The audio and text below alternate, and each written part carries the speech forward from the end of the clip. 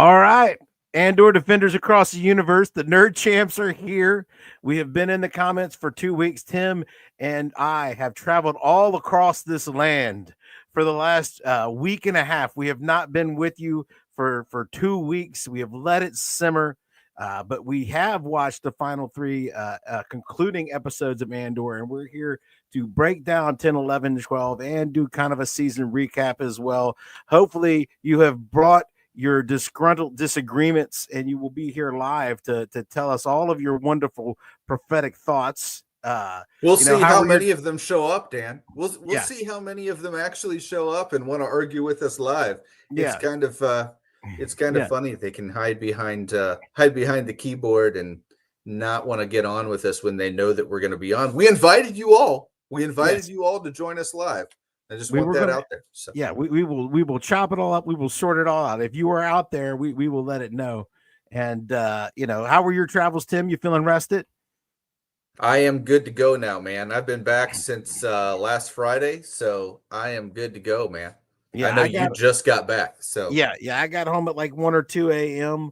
on Tuesday, and then I was sick all day today. I took a cruise. I'm still rocking with the boat. So bear with me if I start slurring things and sounding funny to people. It's just vacation brain. But we got a lot of comments here. Some people are here. Some people have left comments. We'll plow through those, and maybe we'll have some more by the time we get through them, and then we'll break down into some of our thoughts. Thug Dog will open up the discussion with, this season definitely didn't need 12 episodes, and we've been talking about that the whole time. Pacing. Just so much pacing. And I was telling Tim before it was rough. Yeah, it was. I know a lot of you are fans of the artistic establishing shots and the wonderful camera angles of this show. But I started episode 10 and within 2 or 3 minutes, I was sick of it again already. I'm just like, man, just every scene has to start with this wide shot with this crazy angle to show you how good you are at working a camera. And it slows everything down. You could have trimmed like 2 episodes off just by like less walking down halls, less crazy camera angle establishing shots. I'm not even getting into the meat of the story. I'm just useless footage. You could get like 2 hours. I mean, what do you think? I mean, one of the things that just drives me crazy about some of the defenders of this show is I think a lot of the defenders of this show are just because it's something different. We saw this very much with a lot of the people in the Nolan Batman trilogy, where they were kind of overlooking some of its shortcomings just because it was different. And don't get me wrong, I still think it's the best Batman series that's been made, but there were some problems with it, right? But you try to talk to some of these people about it, and they acted like there were no problems at all, right? Like Bane's voice was perfectly normal, right? So I'm talking about those kind of people. Those are the kind of people that watch this show. And they say, okay, well, we love the fact that they've got these wide angles and that they show these really intricate, stormtrooper entrances and all that kind of stuff. I love that they actually spent the money on this show. That's different than The Acolyte, which we still don't know what happened to 90% of the budget for The Acolyte, right? We still don't know. I mean, The Acolyte was $27.5 million an episode, and it looks like they could have done it with about 3. So yeah. I don't know what happened there, but as far as what they did in this show, you actually saw the money. The sets were big, that the camera angles and everything was great. The cinematography was great. The costumes were great. The actors were actually actors that act. They do a good job. So you see the money and you see the resources and you see that people actually put effort into it. That's the positives. The negatives are exactly what Dan's talking about. We did not need 12 episodes. This is something that drug on and on and on. 3 episodes a week, and that's 3 hours of content a week. I mean, that's Braveheart dropping every week. That's ridiculous to keep up with. And so, the pacing, we did not need 12 hours. All right. There is absolutely no way that we demanded 12 episodes out of this season. This season could have been 8 episodes. I feel like even the previous season could have been cut down a little bit, but they did so much different stuff with moving from one place to the other, to the prison, to all that kind of stuff. That's different. so I feel like they at least utilized it better in the first season. Not great, but better. This was not utilized well at all. You're right, Dan. It was a lot of walking down hallways, a lot of secret meeting places, a lot of that kind of stuff. By the time you got to action, you actually didn't care. And then when the action did happen, it ended very quickly. It wasn't like it drug on for a whole episode or so. It was something that happened and resolved and it moved on. And then, I don't know where they really were building towards. Were they supposed to be building towards this big thing between episodes, what was it, 11 and 12, where K2SO came in and saved the day? Or were they supposed to be building towards the big thing with the on Gorman, where they're supposed to be building on that? What were they supposed to be building towards? Because honestly, I don't know. There were so many different things, and it didn't really line up. So I liked I liked a lot of different things about the way that they made the show and how they actually spent the money, but the show itself just left me wanting some more substance. I mean, George was a master at camera angles too in the first one, right? He was a master at camera angles in the first one. He was a master at getting the most out of every shot. And I just don't think we got the most out of every shot. Okay. There was a lot of stuff where it was just dead space. And George didn't have dead space. That's what made the original trilogy. That's what made the original trilogy so great. Whenever anybody had a conversation, the conversation was very important to where they were going, what they were doing, what the mission was. There really was a lot of just interconnected, like tiny political details that were very softly whispered and things like that. This kind of a show is just not something that's very Star Warsian, if that makes sense. Well, so this is get it straight out there, professors that are in our comments. We're not George Lucas purists. We don't think George walks on water and hung the sun and the moon. We hate the prequels. We hate the prequels. Yeah. We know that the original trilogy was a collaborative effort. We know, but here's one thing we do know: George's direction. The actors and family said he only ever had one direction: faster and more intense. That is what George wanted with Star Wars. Faster, more intense. We did not get faster or more intense with Andor. We got slower and less intensity every time. And there was filler story. And I know that everybody out here that has been arguing with us keeps trying to say that, but the show had so much to say. No, it didn't. It had very little to say, because by the end, it was saying the same thing over and over and over again. And bureaucracies and democracy is hard. People can be ineffective. Yes, I got that point. Authoritarianism is bad. I got that point. Over and over and over again. Yes. I mean, it was not as subtle as you think. Just because the camera angles were cool and the performances were great doesn't mean that these were subtle points being made from different angles. It was just the same point being driven like a sledgehammer over and over again, as if it was deep.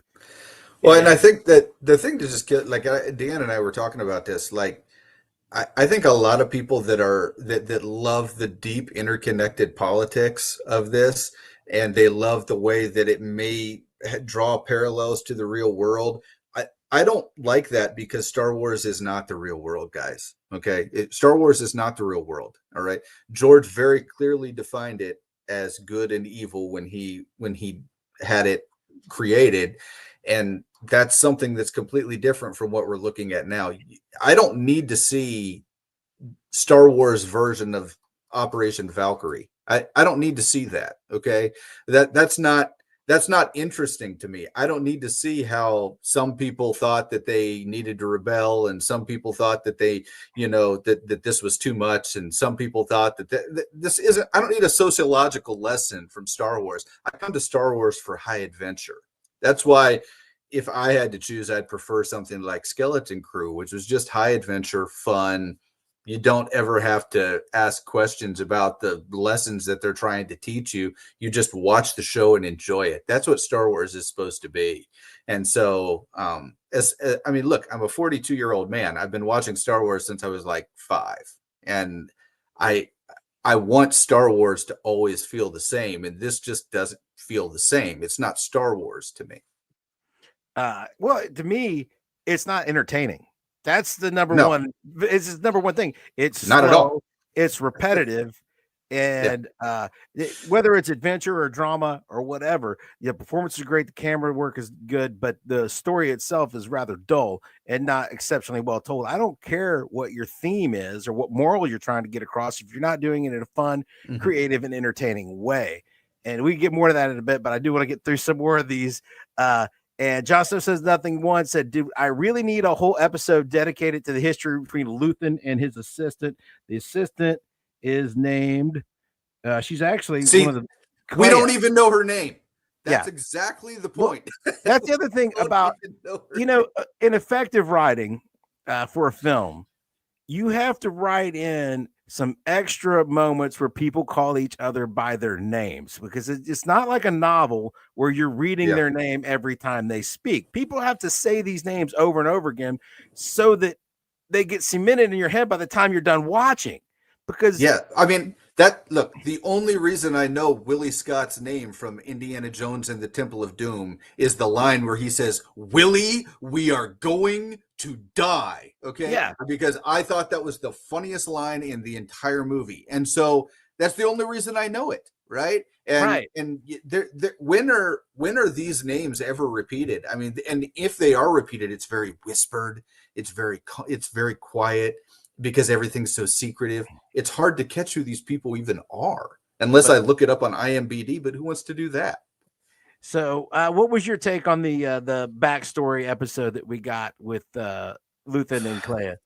I mean, I think that we want to sound consistent here, Dan. Dan and I both are fans of showing, not telling, but is this something that needed to be shown? I guess that's kind of, if you're going to show, I guess, why she wants to risk her life for Luthen and his cause and all this kind of stuff, you wanted to show her original connection to Luthen. But I don't know that that's anything that needed to be told. Once again, I kind of feel like this series peaked at around episodes eight and nine. And so now it's like, because they kind of resolved that issue, they kind of had to manufacture an issue. And so her going into the base to try to get Luthen was what they had come up with, I guess. And I didn't really buy it. I didn't think that it was anything that worked really well with the story. I don't know. It felt very forced compared to a lot of the other.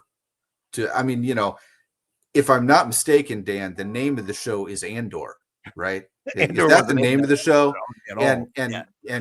would it have made sense maybe for Cassie and Andor to be the one to try to go after Luthen? I mean, I don't know.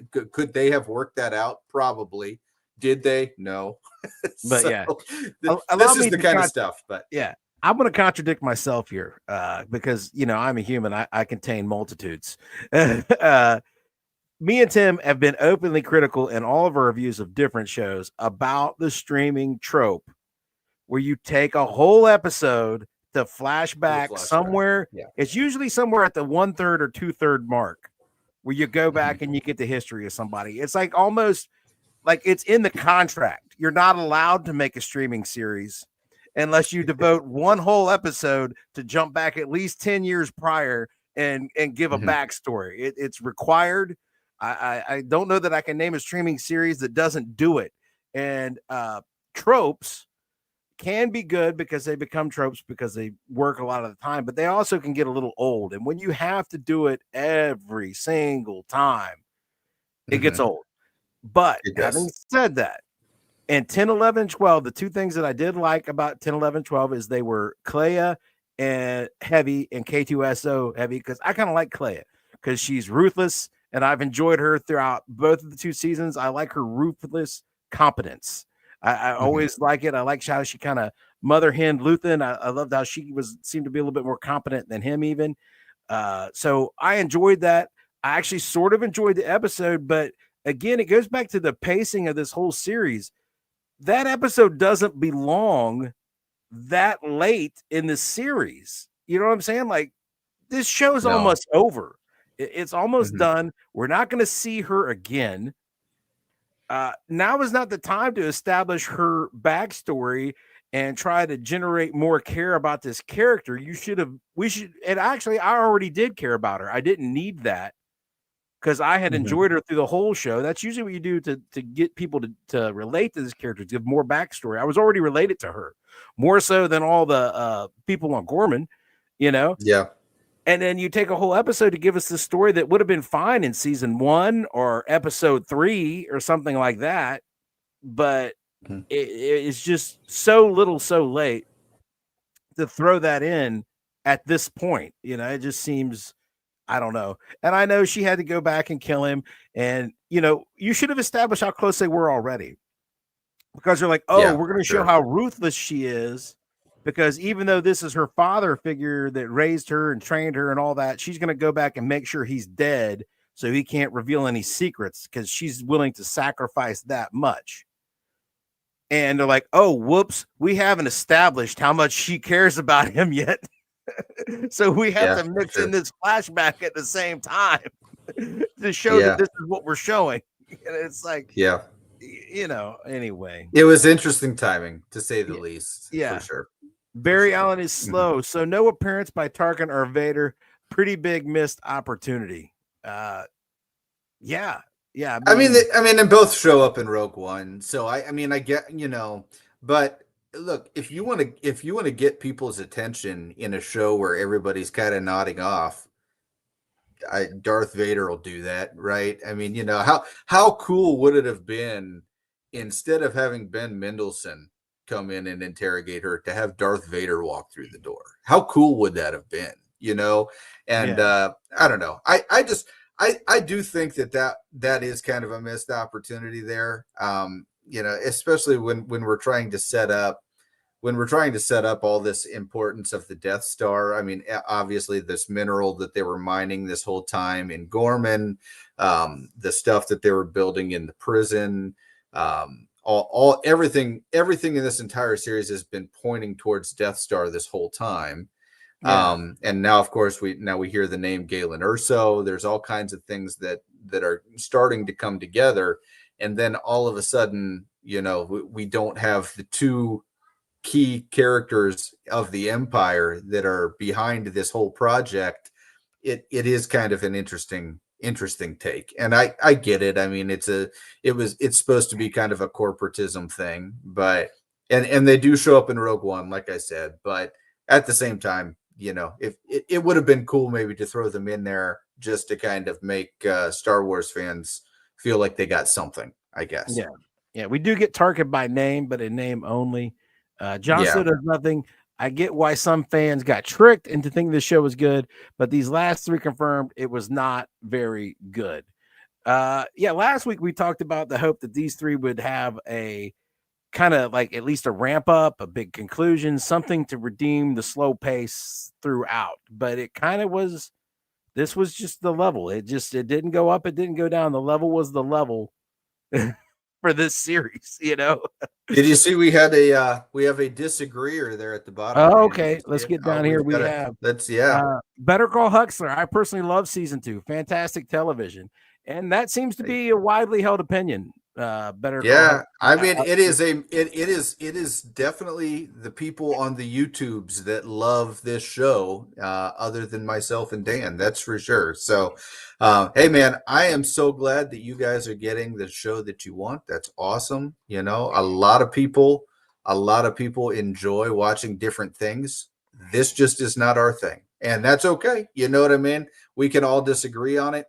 But yeah, Dan and I just prefer a little bit more high adventure connectivity, make it so that we keep wanting more the whole time instead of just kind of nodding off. But some people, this is what they like. I get it. And I can go for a slower pace. I can go for a more adult theme. I can go for a lot of those things, but they're just, none of the payoffs landed for me this season. Like last season, the whole prison thing, it didn't move fast. It was not a fast moving 3 episodes where he was in prison.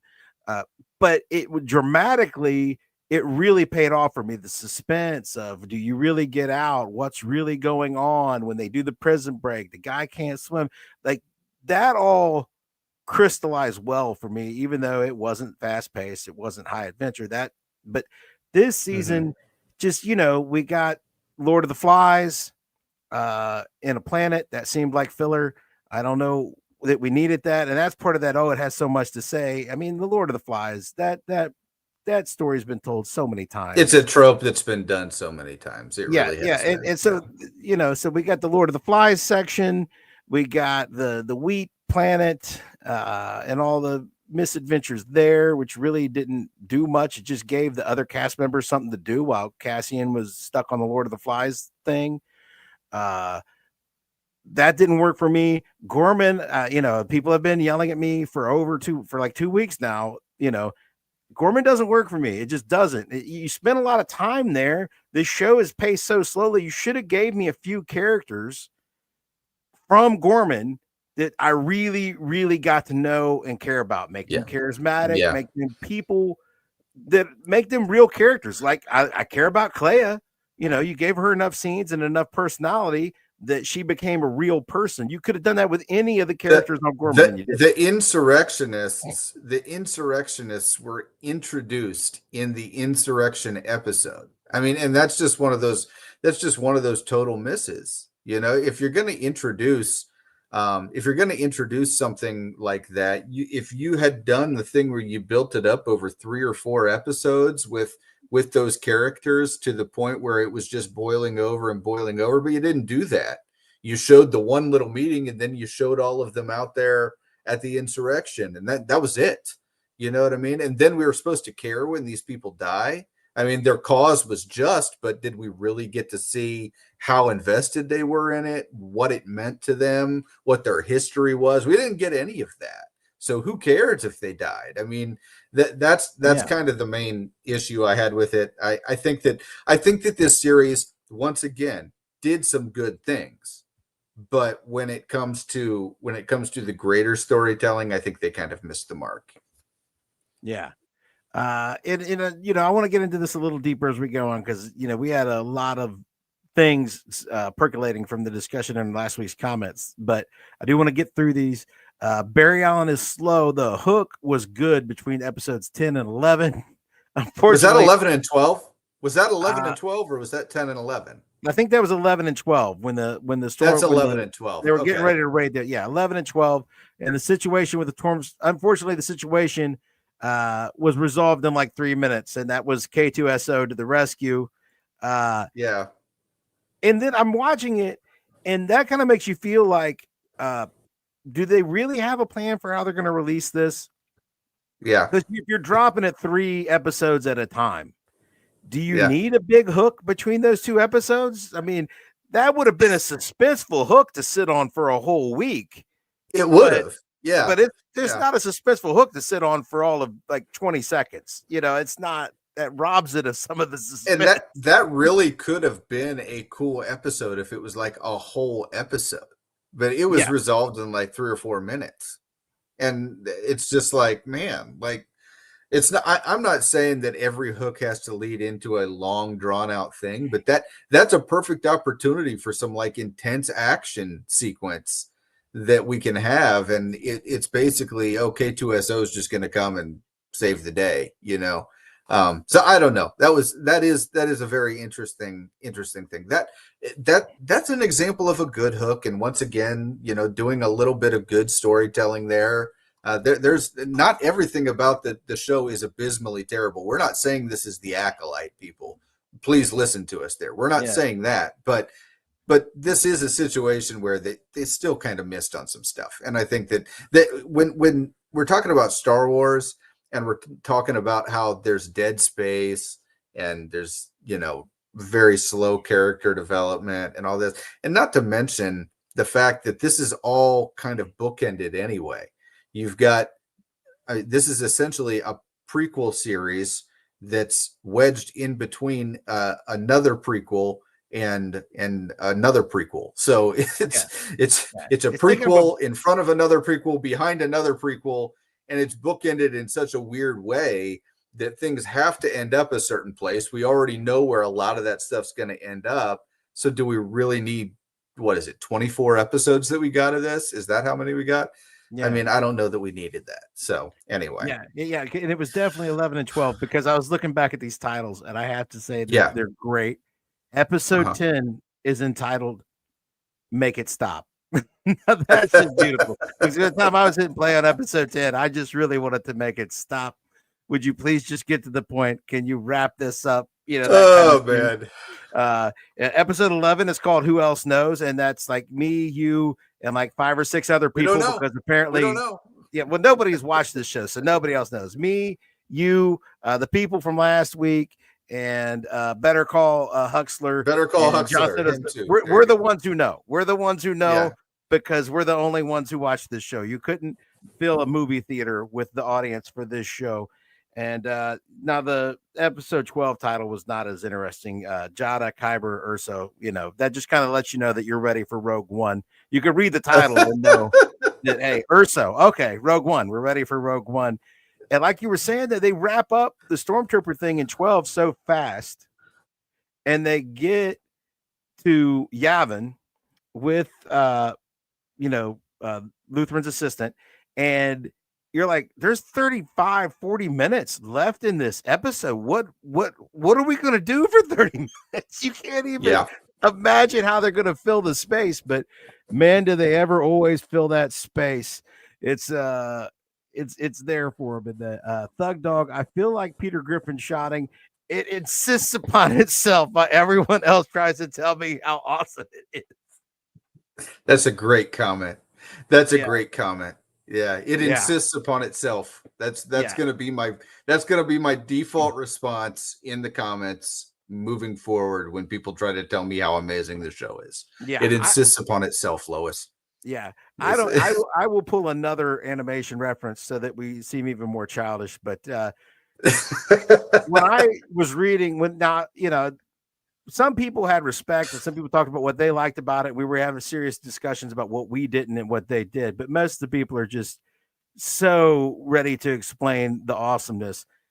I always imagine the episode of South Park where they have the smug problem. The city is being drowned out in smug, and they fart in wine glasses and then smell their farts and how great their farts smell because it's the smug and the city gets filled with smug. That's a large part of this show's fan base. And to be honest, a lot of the fan base is worse than the show itself. The show is just kind of middling, but when everybody tries to tell you it's the greatest thing since sliced bread. Yeah. Here's the thing. The fact of the matter is that no media form right now has any kind of they're not impervious to anything. And so whenever anybody tells you this is the best blank ever, right? This is the best X-Men film ever. This is the best MCU film ever. This is the best Star Wars, right? Whenever you're trying to do that, you just need to know that when people get that hyperbolic, it means that they're so removed from reality. If they can't acknowledge even the most basic shortcomings, then that just means that they're just not paying attention. So I'll argue with people until the cows come home. There were a lot of shortcomings in this show. Yeah. That's just we got more late comments coming. We got Bone Bridger coming in to tell us we are legends. Thank you, Bone Bridger. Bone Bridger was here last 2 weeks ago when we were doing the other one, and he took the heat in the comments as well as we were all called. That's right. Yeah. We're all three. And Bone Bridger made the unforgivable mistake of mispronouncing an actor's name last time, guys. I mean, instead of Skarsgård, he said Sarsgaard, and you would have just thought that that just meant. I mean, how can you mispronounce? I mean, that name is like Smith, Dan. It's like Smith. How can you mispronounce that name? It's ridiculous. Yeah, no. And so, Bone Bridger, me and Tim are always willing to go into the belly of the internet beast and be contrarian. We that's right. We don't care. We are not rage bait grifters. We went with the crowd on occasion. Me and Tim both came out and said that we like Thunderbolts, just like most of the internet said that they like Thunderbolts, even though we don't really like what the MCU has done for a very long time. We were willing to go with the crowd. So, you know what? That one was pretty good. So we don't just do it for the sake of being contrarian, we just really don't like this show as much as you people say we should. And we're not, but we're always willing to do that. I am the night. If it says he didn't hate it as much as we did, but he gets our argument that Andor is a C-list character that didn't need 24 episodes, but the acting, sets, dialogue, and action were all very good. He almost got all of that right, Tim. Do you want to point out which one he was not right about? I will say that the action is very lacking. I don't know what you think, but that's what and the dialogue, while intricate, I still think there's a lot that you miss on the dialogue. If it wasn't for the recaps in each episode, I would miss the important stuff every time. I'm not going to lie. I would miss the important stuff every time, not because I'm not paying attention, but because it's 3 hours a week. And it's so intricate and long and drawn out and whispered and quiet. I mean, if you get up to go get a snack and come back, you'll miss something that's important, and you don't know it until you see the recap. So thank goodness that they did the recaps. I would have been lost. I mean, you can get lulled into kind of a trance by 3 minutes of capes billowing as people walk down hallways. You know what I'm saying? Like, yeah, exactly. And then like. You're like, wait, what? Rewind. But then, but then you find out that the cape never belongs to Darth Vader, and then you're like, oh, never mind. So anyway, it just belongs to Mon Mothma or Bail Organa. That's right, Mon Mothma or somebody. Yeah, that's it. So, Thug Dog. With my life on the line and only one to choose, I would still pick Skeleton Crew. I think you'll get no disagreement here. How about you, Tim? Yeah, between the two, there's just no contact. I mean, I don't know that Skeleton Crew is like the best that Disney has made. I think that I would still pick like Mandalorian over Skeleton Crew and that kind of stuff. But yeah, I mean, as far as if it was between the two on this show, yeah, I would, with my life on the line, I would pick Skeleton Crew for sure. Yeah, you could not have convinced me that this was better than Skeleton Crew. That would be a tough row to hoe, as they would say. And they hoe rows in Star Wars. We know that because we have a whole wheat planet. And we revisit that at the end of 12. Oh boy. Yeah. Because even though a large portion of the audience who actually agrees with us about Andor not being great, one of their main reasons for Andor being great is the fact that Bix should have some horrible associations with that wheat planet. But apparently it was less traumatizing for her than the audience because she goes back there to live happily ever after with apparently Andor's child that he didn't know that he had. I still can't believe they did that. I'm just beyond that. But we get some context as to why she left in the dead of the night to leave him to pursue the rebellion. But I don't know. Wouldn't you want the father of your child to lead the rebellion with you to help? I don't know. But no, she was convinced he was it's all stupid. It's all type stupid. Figure. I don't even. Because there's everything in this more grounded thing, we still have to have this chosen one narrative where the force sensitive lady who works in provisions, I guess, I don't know, she was unloading some crap. Dan, yeah. I didn't even think about now we're gonna get a spin-off series with the son. I didn't even think about that. Oh gosh. Hey, Tim, it would be set during the sequel timeline, I'm pretty sure, right? Yeah, it would have to. If he's of age, it would have to be. Yeah, maybe he and the Black Panther's illegitimate son can get together and they can all have a party. I don't know. He can hook up with Sabine Wren and friends in Ahsoka season 2, because Ahsoka season 2 will still not be Ahsoka. It'll be about Sabine. Oh, absolutely. Once again, and Ezra and everybody but Ahsoka. Absolutely. Ezra, Sabine, and Cassian Andor's son. That's who's going to be the stars of Ahsoka season 2. So anyway, John Snow Knows Nothing 1. I feel like they left it closed enough. They could just end it here, but open it up that they could push for season 3. And they can't afford season 3, Tim. I can't do season 3. Look, first of all, if they do season 3, they're gonna do the dumbest thing imaginable and give us 12 episodes again. Where is there 12 episodes here, Dan? Where are the 12 episodes between here and Rogue One? There's not. No. This ends with Rogue One beginning. He's going on the mission that he's on. He's going on the thing. This is the Rogue One. Yeah. He has K2SO. I mean, Yeah, this is Rogue One now. There is not 12 episodes worth of stuff you can fit in. yeah. You know And what? they're too dumb to say, okay, let's give them 6 episodes or 4 episodes of something that actually matters and is important. And they're not going to do that. They're going to try Well, to give us 12 episodes if they do it, and there's just not 12 episodes here. So there's no way they do a season 3. we have season 3 of Andor. It's the best season. It's called Rogue One. And here's the other great thing about it. It was the least expensive season to produce out of all 3. Absolutely. Rogue One was made on Absolutely. a shoestring budget compared to Andor season 1 and 2, because Andor cost $635 million to make. The most meaningful 2 hours of the entire run of this character is that movie, and that is it. All right. The last 24 hours, not at all. Okay. Yeah. So this is the last 2 hours is the only one that matters. So Yeah. And it cost a fraction of the price, and it made a bunch of money in theaters. This one costs like 4, 5, 6 times as much, and not going to make any money. viewership on a streaming service. So I don't know. Everything pointing toward the Death Star in this series makes sense. I just think they missed a few layups, and the politics was confusing. A lot of gray characters instead of good bad guys. And this is what all the people seem to really love, is these gray. Yeah, and let's talk about that for a second, because I think it's not just the Empire. The Empire has great characters, which is really interesting. You've got the people like Cyril that, he knows he's doing the wrong thing, and he still wants to defend Dedra, and there's all kinds of stuff there, right?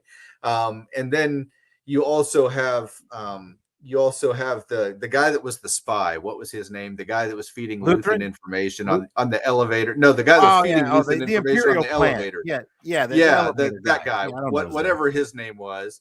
And then you had Luthen, who was kind of in the gray area himself. He was the guy who was in charge of all the information for the rebellion, but he also kind of played the gray at some point. Some people he didn't trust. Some people he did. I don't like that in Star Wars. I don't know about you, Dan, but I don't like that in Star Wars. I love when good and evil are just very clearly defined. These are the good guys. These are the bad guys. And we can all just go about our day. It makes for much easier storytelling in a situation like this. I don't think that this is a series where they kind of took the easy stuff. I think that they went for the hard stuff, and I don't think it landed as well in the universe that they had introduced it to. That's just me. Here's what I say. If you aim for the high bar of super serious, I'm not going to grant you much leeway in your story construction. It has to deliver on every level for me, because you're being serious. So this has to seriously deliver. The performance is delivered. I can deal with moral grays in my heroes, because I don't know. I guess I'm a bit of a sociopath or a psychopath. I don't know which one it is, but I don't care that Luthen slit the guy's throat after he gave him the Death Star information, and he had promised to get that guy's family safely off Coruscant, because that doesn't bother me. Luthen is a ruthless rebel leader, and his cause is just, and he did what he had to do. And I know I'm supposed to feel conflicted about liking Luthen after that, but I'm not. I'm totally cool with it. So it doesn't bother me. So I'm just like, yeah, okay, yeah. You would definitely slit that guy's throat on the bench and leave him to sit there. I mean, it might draw unwanted heat, but whatever. I'm flowing. But the things that didn't work with me is I didn't find Cyril to be a relatable character for a season and a half or a season and 2/3. I didn't. And it's a shame, because I think the actor did a great job. I just want that I think he did exactly what they told him to do and delivered the character that they told him to deliver. It was just not an interesting character for the Star Wars universe, and that's the problem. I saw him as a simpering, bureaucratic jerk. That's who he was to me. He loved his little cubicle with his little power and his little bit of authority, and would do anything that he could to keep his authority. I didn't see him as an overarching good guy with good intentions and a real belief in anything. I just saw him as a petty little man whose mommy had, overridden him too much and loved exercising his little bit of power. When he has an epiphany of a morality complex, I know other people are like, oh, he believed in this and he believed in that. And like, I don't know, maybe I just don't buy into it. Maybe they buy into authority more than I do, but people who love authority like that are always villains in my mind. Maybe it's because I'm a little older. And the bad guys were always the authority figures when I grew up. Like, you know, I grew up with Star Wars and the Empire was the bad guy. And I watched Dukes of Hazzard on TV and the cops were the bad guys. And I watched Smokey and the Bandit and the cops were the bad guys. And, you know, I watched the A-Team and the government and the cops were the bad guys. So I have no love for people who cling to authority. So I never related to Cyril. And when I was supposed to at the end, I'm like, I don't buy it. I don't buy that kind of person runs out into the street and has an open rebellion against what he's been clinging to. That guy just sits quietly in the corner because Dedra told him to. That's what that guy does. You know, or his mom. His mom told him to. Yeah, even if he has a bit of a moment and he feels bad for the Gorman people, he will shut his mouth, sit in his corner, and gather his promotion, is what that guy would do. The guy that I had watched for a season and a half. And I know you guys think it was complex and it was well delivered, and it wasn't. It wasn't. That guy was a simp, and that's what a simp would have done. Dedra having a little moment of panic after he did that is she doesn't really care about him. She is a sociopath. She is a climber.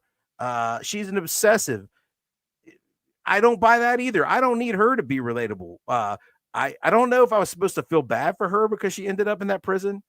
I thought it was her getting her. Well, and that, you know, that's something that was kind of interesting because, like, you know, when we talked about Cyril and then we talked about Dedra, and you know, I always thought this was weird because so Dedra went to arrest Luthen. Luthen killed himself, and then they arrested her. Yeah. Well, right? Here's the thing. You know, am I missing something here? Something here? Dedra had to have her crowning moment of mustache twirling silliness. Now, this show is supposed to be dead serious, right? Yeah. And all I could think about is Frozone, like you mentioned the other day, when she's standing there in Luthen's gallery and she starts monologuing. I mean, that's what she's doing. She's in there monologuing while Luthen melts the radio and all the evidence and kills himself. She's just monologuing away while all the intelligence she's trying to gather. Classic Bond villain, right? Classic Bond villain, right? She just orchestrated this whole thing. So she's in trouble because she has disobeyed orders. Somebody else is supposed to be in charge of trying to find access, who is Luthen. She's not supposed to be involved with that. She's supposed to be doing something else. And not only does she find him, but she doesn't tell her superiors, and she orchestrates this whole thing where she's going to conduct the arrest. Then that she botches it by going on a monologue, allowing him to melt the radio. And Dan, if you tell me, if something big that involves Death Star plans, all right, is kind of foiled by this whole thing, and she was the one responsible for it, wouldn't it have been awesome if Darth Vader walked through that door and put that Force chokehold on her? Wouldn't that have been just an amazing moment? Yeah. I mean, that just would have been so cool. It was right there. Well, why didn't they do it? I'm just trying. Why didn't they do it? Krennic was there to scold her. Krennic scolded her thoroughly. He put his finger on her head, and you know, and I was just like, what are we doing? Yeah. So all her digging, she broke the security on important stuff about the Death Star, trying to find access, and Luthen's little mole steals her passwords or whatever it is. And it gets access. Her digging for access is the reason that the mole, having her password, was able to discover that the Death Star was being made. And Krennic was right when he said, like, if you're not a rebel spy, you missed your calling. Yeah, so, exactly. Like her whole thing of hyper competence and hold on. Oh, that's you. You hit your thing again. Oops. Yeah. Hold on, I'm It's working on okay. it. Folks. I'll fix it. We flip sides, but that's okay. But yeah, I mean, her whole thing about hyper competence, Dan, I agree with you. That's just one of those things that just makes no sense. It makes no sense at all that she would have been the one to foil it up that bad, and then all of a sudden, everybody's just kind of wondering, like, you know, why was she really invested in it this hard if it was this important? This would be pretty much like because you kind of had your own personal vendetta that you were going to prove something by getting this white whale, which was Axis. All right. And all of a sudden you left the door wide open to this huge the plans to this huge weapon that's being built. It really makes no sense. I mean, I get why they did it, but now so basically the reason that Dedra the reason that the Death Star plans were found is because Dedra was just too ambitious at her job. That's what they're going for, and I just don't know that makes a lot of sense. Instead of somebody just being incompetent, or maybe the rebellion just being good at their jobs, it's we've got to have this woman that just tried too hard. That was the problem, And so now with Dedra, what we've essentially gotten is the entire backstory of the employee who opened the spam email that got the ransomware on the company server. She's the one who got the ransomware on the Imperial computer. That's her. So not only does she get to go to prison and make parts, but her mentor has to shoot himself in his office. I don't know if I'm supposed to feel bad about him or not. That's the other thing. I don't know who's supposed to be relatable in this show. Even people like Luthen, it's really hard to relate to, and that's the thing. It's like it would have been different if it was someone that we actually cared about, but we know that Andor is going to make it to the end. We know that Mon Mothma is going to make it to the end. All these people that they kind of did make relatable were people that had to make it to the end of the series. So they ended up killing a bunch of people that really did not matter to the audience. And I think that's kind of where they're kind of losing us a little bit. But hey, K2SO, I am the night K2SO doing K2SO things. That is a highlight of these episodes. That really is. I mean, K2SO is a great character, always has been, and Alan Tudyk does a great job. He's hilarious, and I love that character. It's a great character. You know what he always reminded me of? He always reminded me in the face. He reminded me of Bumblebee. So that's kind of the vibes that I get from K2SO. He's kind of and he's kind of he lacks the self-awareness as well, kind of like Bumblebee did. So it's kind of cool. I always like K2SO. Yeah, I'm glad you said Alan Tudyk first, because now I'm going to say it like you said it. And if we're saying it wrong, the keyboard commandos in the comments can come after you. So that is it Tudyk or Tudyk? I don't know. Yeah. I just know I loved him in Firefly, and he's great in Resident Alien.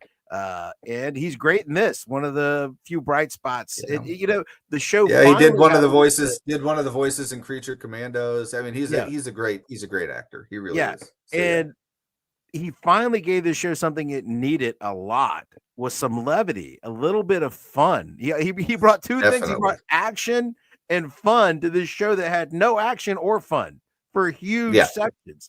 So way to go to K2SO. And Barry Allen is slow. Tons of open loose ends. That doesn't add intrigue to me. It just makes an already long story seem incomplete. Yeah, very good. Very good. With this much time, you think you could put a bow on the whole thing. You should be able to. That's it.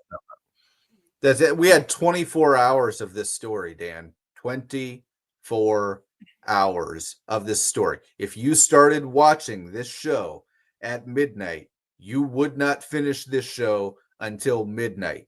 Okay.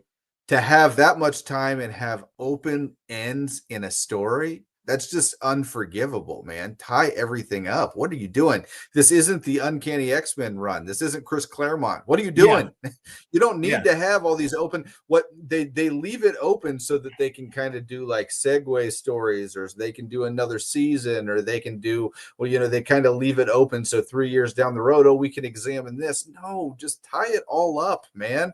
This is a prequel that is in front of a prequel and behind a prequel. It's bookended already. There's nowhere to go. Just tie it up and end it and be done. I don't know what they're doing. So 24 hours. They had plenty of time. that's our comments, and we got to get into some of this. Through the last week, I was, we got to address some of these comments, and I know Tim has some that he wants to address, and I promised. I don't know if you're out there, Professor. I can't remember. Professor with the multiple degrees, Mr. Star Wars political science guy, thinks that I missed the entire point of Star Wars because I said that it involves space Nazis versus laser wizards, which, of course, Star Wars is about space Nazis versus laser wizards.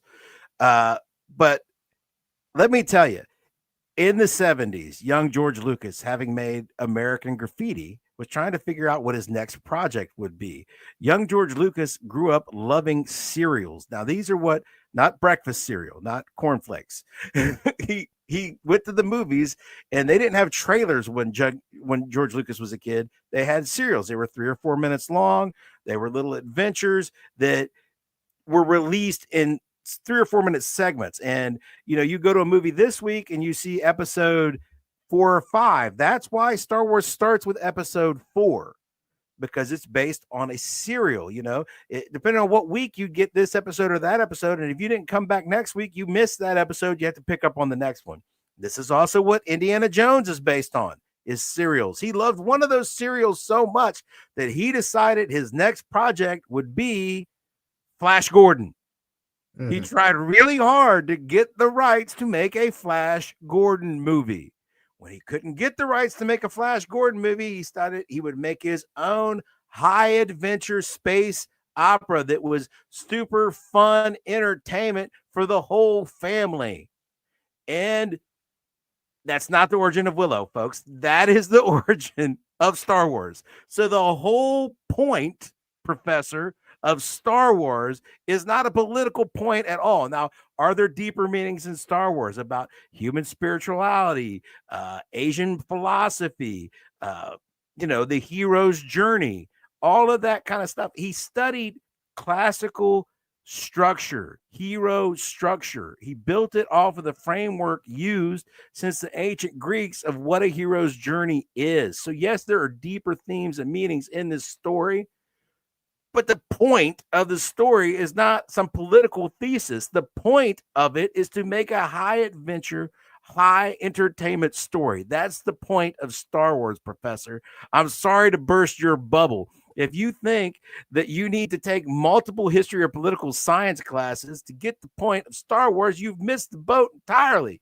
And even if the point was a political point, and I know I'm monologuing, it's an allegory. If you're using a sci-fi fantasy framework to make a political or moral point that applies to today's world, what you're doing is telling an allegory. Allegories work, folks. They're great for driving those points home. One of the most respected philosophical and religious figures in history like to use allegories a lot. You probably know his name. We mark the years based on when he was born. He liked to tell a good allegory. But the reason you use an allegory is you're supposed to divorce the point from the controversy surrounding it in your everyday life, set it in a whole new setting, and make a compelling, interesting story with characters you care about so the point can be made in this story that people become invested in. It's not a thesis paper. It's not a textbook. It's not a political pamphlet. This is not, Paine. This is not, the political pamphlets of the 1700s trying to teach you about the Enlightenment. You know what I'm saying? That's not what an allegory is for. And this did not achieve the the level of allegory. Explaining to me the theme of it as if I don't understand, and claiming that that makes it quality entertainment is just insane. Of course, we know what the theme is. They failed at making an allegory. They pounded it like a hammer on an anvil for 12 episodes. It was not subtle. I know you think it was, but it was not. So the point is to take that theme and make it enjoyable. And I can enjoy art that is telling a theme that I completely disagree with. You know what I'm saying? Because they successfully did that. This did not do that. You know, I might agree with a number of the points they're making, but I could still tell you the story is not great. I mean, John Lennon set the Communist Manifesto to music, and we all still hum along to it because it's called Imagine. You know what I'm saying? So if you do it right, it's great, no matter what the moral is. You know what I'm saying? Whether you agree with the moral or you don't make the agree with the moral, the quality of the art is not determined by the message it's trying to carry. You could make a crappy project carrying a great message. You can make a great project carrying a crappy message. So don't try to explain to me the moral of the story and then claim that that should make me like it. That just doesn't add up. And no, that's not the point of Star Wars. The point of Star Wars is tell a great story. Number one. That's the number one point. Yep. What are your comments? Okay, so I'll address this issue first, and then I'll get into a different one that we've already kind of addressed here, but I think that we need to take it head on. But anyway, I'll address this point first. So I think what Dan is referring to is we had somebody in the comments. We've had a lot of people in the comments that are just like, oh, these are the guys that just don't get it. These are the guys that don't get Andor. No wonder they're so simplistic. Oh, not enough pew pew for you. Let me tell you something, guys. Okay, if you are watching Star Wars and thinking that you're going to get deep sociological lessons, then may I suggest you find a different IP. Get the heck out of my IP. That's not what Star Wars is for. Star Wars is not to give deep philosophical, sociological commentaries. That's not what it's for. If you think that's what it's for, you are wrong. That's not what it's for. It is an adventure story. Okay, that's why children often enjoy Star Wars. All right, they don't let 42-year-old men get in the lightsaber line to fight Darth Vader at Disney World. Okay, they let the kids do it because it's a high adventure story. Okay, if you are looking and finding things that aren't there, that's not our problem. Okay, it's not our problem that you look and find deep philosophical and sociological commentaries in everything that you watch. That's not my problem. Okay, this is so funny. What my favorite philosopher of all time is C.S. Lewis, and he hated when people did this with his stuff. Okay, he hated when people would read his stuff and then try to pull points out that weren't there. All right. This is one of the famous scenes in the movie Shadowlands with Anthony Hopkins when he's arguing with his fellow philosophers at the university, and they're all talking about how there's this deep meaning in the imagery that he created, and he goes, "No, it was just magic because it's a story." Okay, that's what it's about. It is not about anything that you guys think that it's about, and that's exactly what this is. You guys are looking at this and you're pulling at things that aren't there, and because you're pulling at the things that aren't there, you think you're being super intellectual. You're really over analyzing something that is just a high adventure story. Get the heck out of my IP. That is not what Star Wars is. Okay, that's not what George ever intended Star Wars to be, and everybody knows it. I just watched the recap, The Empire of Dreams. Go ahead and watch that on Disney Plus if you get a chance. It very clearly explains what George's motivations were, and they were not to give a sociological commentary. It was to give a high adventure story. All right, now moving on to something completely different. All right. Moving on to something completely different.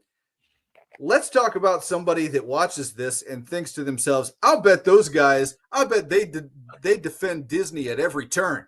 I'll bet they love the prequels. I'm going to call them out on that directly because clearly these are the kind of people that love the prequels, and clearly these are the kind of people that love Disney. Dan, would you like to take the lead on what we feel about the prequels? The prequels are hot, stinky garbage. I don't care. I mean, only we have said it 1,000 times, yeah, people. We've said it 1,000 times on every yeah, stream we've had. Pay attention. Don't just read a thumbnail. Go ahead, Dan. yeah. Just because they look better comparatively now in the light of the sequels, because the sequels are demonstrably worse, right? But you're just grading garbage now. This being worse than that bad doesn't make this good. It's still bad. Now, did they take big swings and imaginative stuff? Yes, but the prequels are bad. The prequels are a perfect, and this show, here's something this show and prequels have in common. It's when a creator creates something that becomes so popular and gets so much of the credit for it, right? That he's able to free himself from all collaboration and all doubters and do it exactly the way he wants to do it, with no input and no one telling him no. That's exactly right. Yeah. Exactly right. Yeah. George Lucas had to scrap to make the original trilogy with whatever was available. He had to rely on collaborators like his wife, the editor, like the special effects team. He had to do what was in the scope of possibility. But then he was crowned a genius and took a big bunch of time off. CG became a thing, and he did any and everything he wanted in the prequels with nobody to tell him no. And that's what happened with Rogue One and Andor. Rogue One was great. It was just about the only thing that the Star Wars fandom all agreed was good, because there's detractors for Mando. Almost nobody likes the sequel trilogy now. And they were like, okay, this guy gets it, and the fans like what he does. Let's give him $630 something million and 24 hours of streaming space to do whatever the hell he wants, and we won't tell him no about anything or even ask him what he's doing. That's right. And not that there's anybody left at Lucasfilm that could have made Andor seasons 1 and 2 any better. We see what they produce. But when somebody doesn't have collaborators and they're not listening to anyone, things go off the rails. So no, we are not sequel defenders. We are not prequel defenders. We are good content defenders. And we're definitely not Disney defenders. Anybody who has seen our commentary on the MCU, anybody who has seen our commentary on Star Wars at large, anybody who has seen on our fellow YouTuber Bonebridger's channel, if you saw us do our review of The Acolyte, you know that we are no Disney defenders, okay? Yeah. It is silly, lazy nonsense to call us Disney defenders, to call us prequel lovers, to call us all that kind of stuff. You guys just don't know what you're talking about. If you just read a thumbnail and made an assumption based on that, you are the worst kind of person. Go watch the video, for crying out loud. It's an hour of your day, okay? Watch the video, come up with points there that you disagree with, and then go ahead and argue with us. Don't just assume. That's the dumbest thing you can do. Are you kidding me? You didn't even watch our video? You haven't even researched what our points are on these things before you just assume we're prequel defenders? What kind of moron are you, for crying out loud? So anyway, I think that I've pontificated on that long enough. It's always better to remain silent and be thought a fool than open your mouth. To open your mouth and remove all doubt. Yeah. Absolutely. It's always preferable. you know? Exactly. Don't hit send, man. Before you hit send next time, maybe go watch the video. Okay. It's that simple. Yeah, you don't have to comment on every thumbnail that says something you don't like. So if you're not willing to see what the video says, then just don't worry about it. But I mean, I will say the camera angles are great. The film stock or whatever, everything's in focus. Everything's really well in focus. I will say for $630 million, the few times that they do go full CG, some of the CG shots are still not fantastic. I don't know what it is. I don't know. That's a Star Wars problem. It's been a Star Wars problem for a while, especially on Disney Plus. I think they just need to get away from CG completely, especially on the ships. The ships look like PlayStation 2. It's getting really bad. The scale gets off to where like the ship looks too big compared to a building sometimes when it actually seems more than just Star Wars. It's a Disney problem. MCU CG never looks that great. I mean, buy some new computers, Disney. I don't know. You make a lot of money. It costs a lot of money to get into those parks. Yeah, you know, for sure. And get on those cruise ships.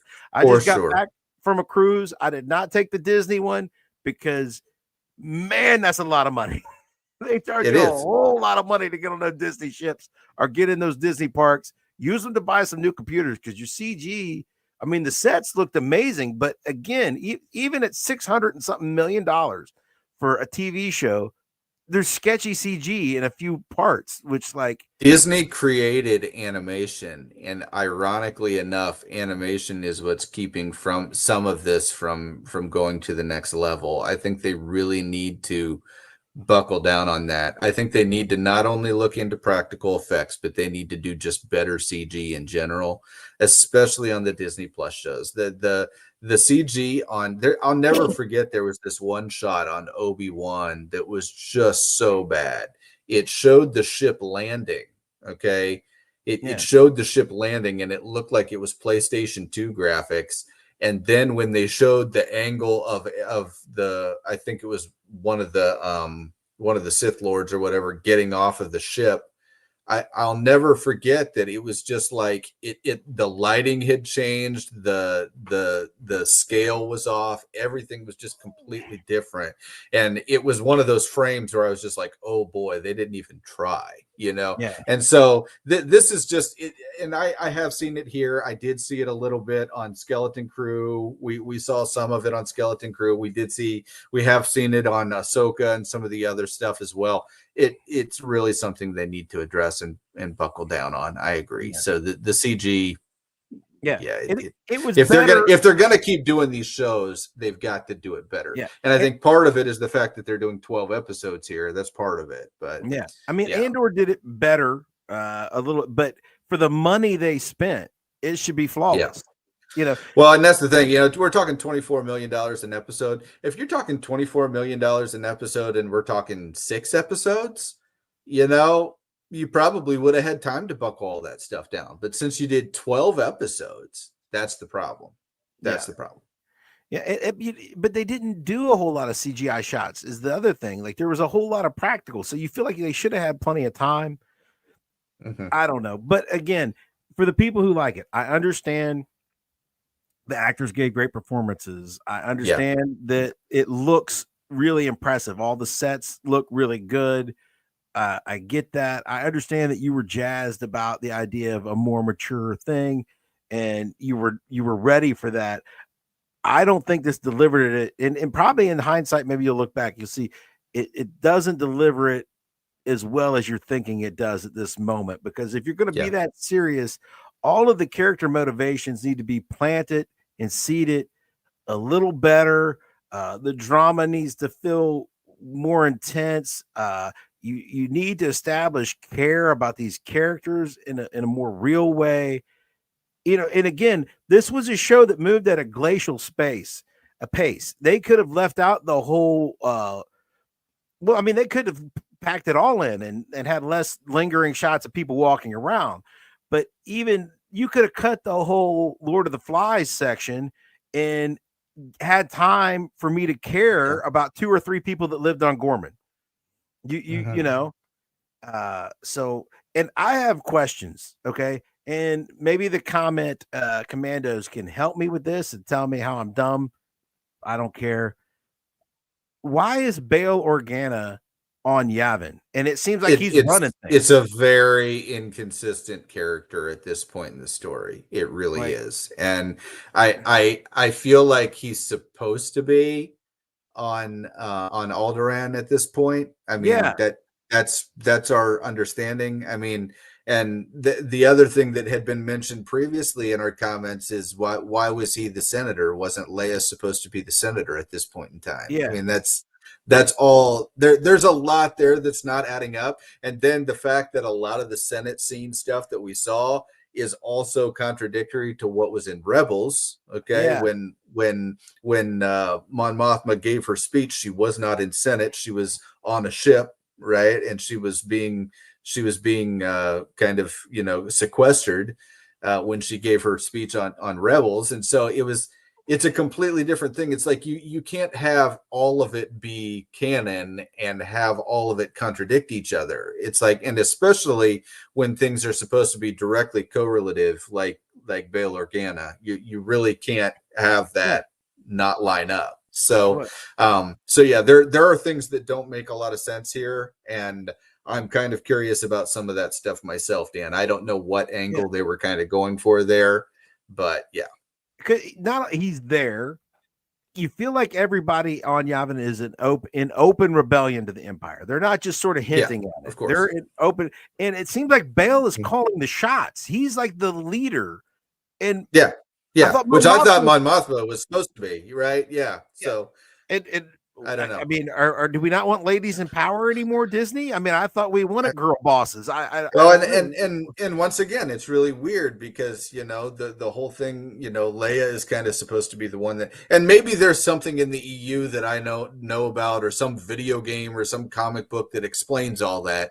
But to me, it's with the timeline that I've seen, it's very inconsistent. Yeah. So I don't know. Well, Yeah. if Bail Organa is in open rebellion against the Empire, how is his daughter still the senator from Alderaan? How is Alderaan still part of the How does, Empire yeah, with a senator at exactly. all? Much less that Mhm. senator is his daughter and tells Darth Vader to his face that she's not a rebel and she's not a Mhm. rebel spy and she's a senator on a diplomatic mission.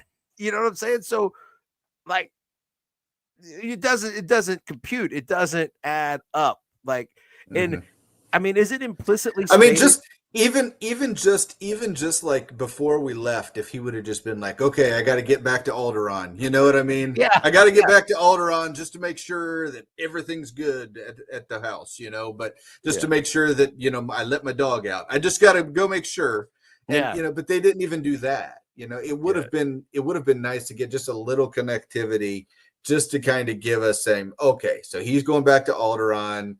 But that still wouldn't explain why Leia's not the senator, but here we are, yeah. I mean, so did we miss the scene in A New Hope? Maybe there's a deleted scene where they make it to Yavin and Leia's like, "Dad, you'll never guess what happened to home. It was awful." yeah. I mean, Yeah. I don't think that scene exists, does it? Nobody's been able to find you. I've had to assume the role of senator. What's going on, Dad? I Yeah, don't know. I mean, there's all kinds of stuff that could be yeah. Dad, they possibilities. blew I up don't our know. whole planet. you know, So I mean, yeah, I don't know. is it implicitly? I just assumed that her whole Organa family died on Alderaan. I mean, Yeah, maybe. everybody assumed that, and I think everybody assumed that, and I think that what's really interesting is that the actor is clearly not getting younger than he was in 2005, guys. I mean, Oh no, they replaced him. he's yeah. Oh, this isn't even the same guy anymore. Now this Oh, is the really? original Bail Organa is Jimmy Smits, NYPD Blue. Oh, yeah. Okay, Yeah, gotcha. they got Yeah, a new so guy. they got a new guy, and yeah, I mean, so we this is just ridiculous now, man. We're getting to the point where it's just like, Yeah, what's going on with this character? You know what I yeah. mean? Where is he He supposed looks a to lot live? older than I think he probably should at this point, but I don't know. We'll see. People age quickly in Star Wars, though. You They do. go from Ewan McGregor to Alec Guinness Ewan McGregor to Alec Guinness very quickly. in Yeah, about that's true. 16, 17 years. Is that about all it takes? Yeah, and, Um, and guys, this is why George is not infallible. Okay, these are the things that Dan and I can laugh about yeah, because we've talked about it forever. George is not infallible. Okay, he looked at okay, what did Alec Guinness look like about 30 years ago? That guy. You know what I mean? yeah, It's like so. yeah. And it just so no, he didn't make everything right, but at least he tried to sew it all up and paste it together to Yeah. where it made some kind of. And this now Bail Organa's everywhere. And again, George always shrugged it off and said, "Well, it's for kids." That's what he said. The people who get mad, and some of the George Lucas defenders who get mad at Disney, or say they love George Lucas, but say, "Well, Disney's trying to defend it by saying it's for kids." Well, that line was first uttered in the presence of Star Wars by George defending Phantom Menace. When people said Phantom Menace was too silly and too stupid, he's like, "It's for kids anyway. You don't get it." So, George invented the whole "it's for You kids." got to You pick ought a to just side. shut up. Here's the thing. You got to pick a side. Okay. Yeah. Either you think that Star Wars is actual family fun, or you think that that it's some deep philosophical, sociological commentary. All right. If you think that it's the latter, then you really, I mean, if you think that that's what Star Wars is, you're just not paying attention. Star Wars is just a high adventure film. That's all it's ever been. Here's Okay. what I will say. Star Wars has deep, meaningful themes because it is set within the framework of the hero's journey, which are the stories we've been telling each other since stories were invented. The hero has to go away from comfort and go face an overwhelming challenge. He comes back changed. He saves everyone. He can't reintegrate. It's a story as old as humans telling stories, and there is deep meaning to be taken away from it. But what people don't seem to understand is some of the deepest lessons you can learn in life are not complex. They're simple. They're very simple lessons. There is good. There is evil. Be a better person. You know what I'm saying? Just because it's meaningful doesn't mean it's complicated. It's simple. Don't give in to hate and anger. Be calm. These are simple lessons that you can take away, So it doesn't Yeah. have to be super complex to be meaningful. Oh, we're idiots. We're idiots. Please explain. Explain how Please we're idiots. explain. Oh, we don't understand the Please. overwhelming complexity of Dirk Sternley. Yeah, Dirk we're idiots. Sternley calls us idiots. Way We to go, don't get Dirk Sternley. the overwhelming complexity of 12 hours of You're missing the totalitarian point of the bad. show. Stick to the Obi-Wan series. Once again, go back and rewatch, you moron. We hated the Obi-Wan series. Go ahead and go back and rewatch. We're not missing the whole point of the show. You're missing the whole point of Star Wars. You're the moron. We're not the moron. Put some vowels in your name, okay? Yeah. We get the point of the show. Oh gosh, understand these people, it. I just broke this down. At least somebody had the guts to come on here and at least say it to our face. Yeah, I will give him credit this for down that. for you. Having a good point does not make a good show. That's you know what I'm saying? having a positive message doesn't make your show good. It just means that you tried to make a good message. Sometimes you fail. Sometimes it's boring. Sometimes it's not good. That's the point. Exactly. Just telling me, oh, well, the point is so great. It's a point that needs to be made. Well, was it made well? No, it wasn't. Okay. That does, you know what I'm saying? Again, a show could be great and have a terrible message and it was entertaining. It doesn't mean that you get persuaded, but at least it means that they made a good show or good whatever. But it doesn't mean just telling me, oh, that the message is good doesn't mean that it's good. That's not. We understand it. We don't even disagree with it. We just don't think that this story is well told. Yeah, I mean, look, man. The whole you guys don't get it. Oh my goodness, that's such a lazy point, man. That's such a lazy point to say that we don't get it. We've been here pontificating on it for an hour and 18 minutes. Go back and watch what we've been talking about. All right. It's not just about the 3-minute segment that you happen to catch. We've been talking about this for a long time, man. There's a lot of reasons that we go into for a lot of depth about why this show, why that particular thing that you like doesn't fit this show. So go back, watch it, then get back to us. You're the moron, not us. Actually watch our show, then argue with us. That's a good point. The other thing is, it's entertainment. It's high entertainment. It's supposed to be fun to watch. It's like a joke, right? if you have to explain it, a joke, if you have to explain it, it's just not that funny. Yeah, exactly. Yeah.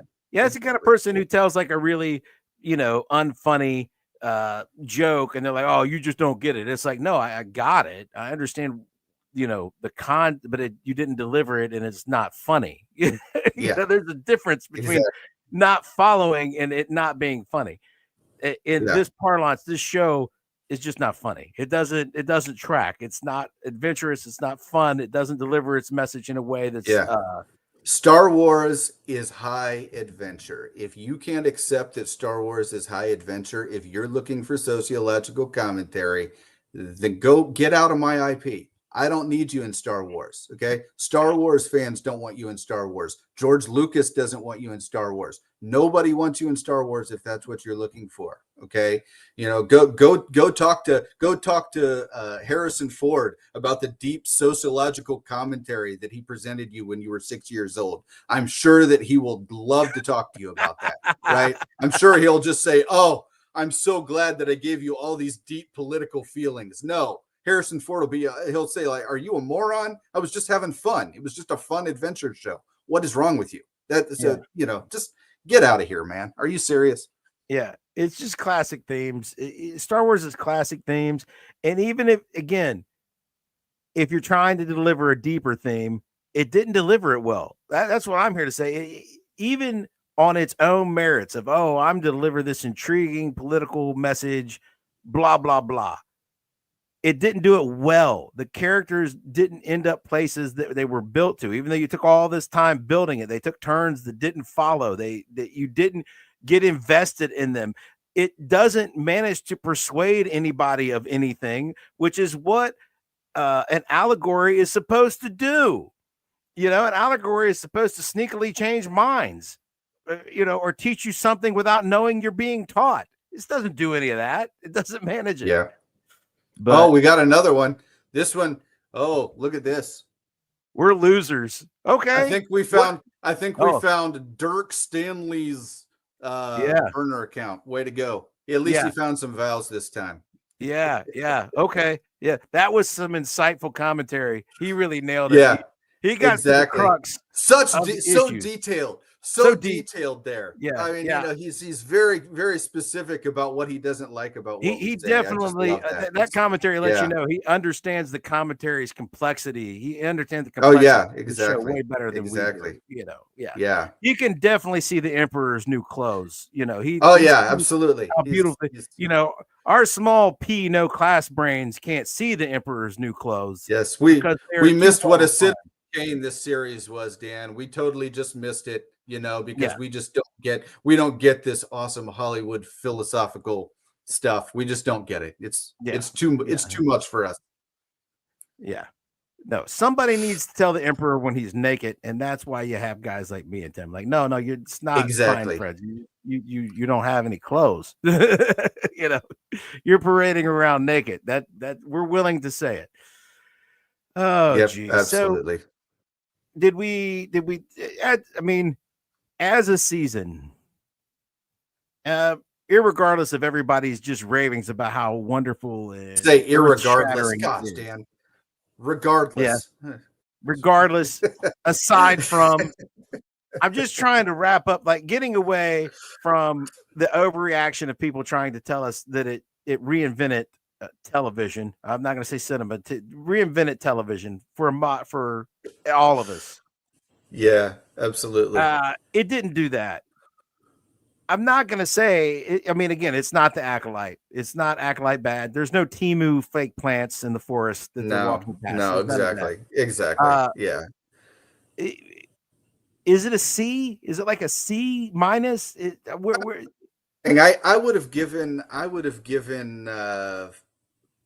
have given season 1 like C plus, maybe B minus, depends on the day. But it's solidly in that category, for season 1. Season 2, I definitely would put below season 1. So I'd have to put it like solid C, maybe C minus, somewhere in that neighborhood. So, comparatively to Disney Star Wars, it's not terrible, but pacing is bad. You know, like we've mentioned several times, there are things that are good about it. For those of you who are going to sit here and say that we were just trashing it for an hour and a half, we weren't. Okay, there are good things. The actors in this show can actually act. The sets were actually good. The costumes were actually good. There was a lot that was good about the series. We just didn't care for the story. We didn't care for the pacing. We didn't care for the fact that they had 12 hours of content that we didn't need. So basically, I'd put this one solidly in the C category. I put this above Ahsoka. I put this above Obi-Wan. I put this above everything. I would put Skeleton Crew above this show, and I would put Mando season 1 and 2 above this show. But once again, I think a lot of the other stuff is kind of a low bar to clear when we're talking about Acolyte. It's better than the sequel trilogy. I mean, it's better than the sequel trilogy. It's better.